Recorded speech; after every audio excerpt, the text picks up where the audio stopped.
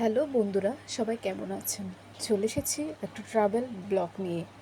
গিয়েছিলাম কিছুদিন আগে 2 দিনের জন্য সবার প্রিয় কক্সবাজার ট্যুরে। চট্টগ্রাম শহরের নতুন ব্রিজ থেকে বাসে করে কক্সবাজার গিয়েছিলাম। তখনও সূর্য পুরোপুরি মুখ তুলে চায়নি মেঘের আড়াল ভেঙে প্রভাতের ডাকে। এভাবে দীর্ঘ পথ পাড়ি দিয়ে পৌঁছে গেলাম গন্তব্যে। তখনও সূর্য মামা নিজ শক্তিতে আলো ছড়াচ্ছিল কক্সবাজারে। 12টার মধ্যে পৌঁছে গিয়েছিলাম আমরা। আমরা কলন রিসোর্টে উঠেছিলাম। রিসোর্টটা ছিল অসাধারণ। আমরা লাঞ্চ সেরে সুইমিং পুলেও গিয়েছিলাম। আমাদের হোটেলে সুইমিং পুলেরও ব্যবস্থা ছিল। আমরা অনেক মজা করেছিলাম। আস্তে আস্তে সন্ধ্যা হচ্ছিল। আমরা আবার ফ্রেশ হয়ে বেরিয়ে পড়লাম কক্সবাজার ঘুরতে। বের হওয়ার সময় দেখলাম লাইভ বারবিকিউ ও লাইভ মিউজিকের জন্য সব কিছু সাজানো হচ্ছে আমাদের রিসোর্টে। আপনাদের কিছুক্ষণ পর দেখাবো কী কী আয়োজন ছিল এখানে।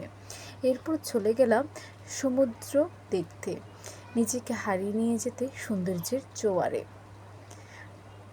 আস্তে আস্তে দেরি হওয়ায় সূর্য মামা তখন আরেক দেশের ভোরের আলো।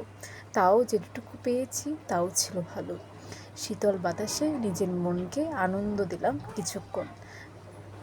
বন্ধুরা, আপনারা কক্সবাজার আসলে কোন রিসোর্টে থাকতে ভালো লাগে, আপনাদের কোন রেস্টুরেন্টে খেতে ভালো লাগে, অবশ্যই কমেন্টে জানাবেন।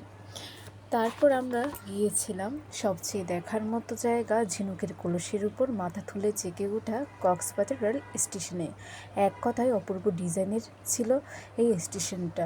বাংলাদেশের সবচেয়ে সুন্দর আধুনিক রেল স্টেশন বলা যায়। আমরা তারপর রাতে ফিরে এসেছি আমাদের রিসোর্টে। রিসোর্টে চলছিল তখন বারবিকিউ এবং লাইভ মিউজিক। খুব মনোরম পরিবেশে ছিল এই অনুষ্ঠানটা। আমরা খুব এনজয় করেছিলাম।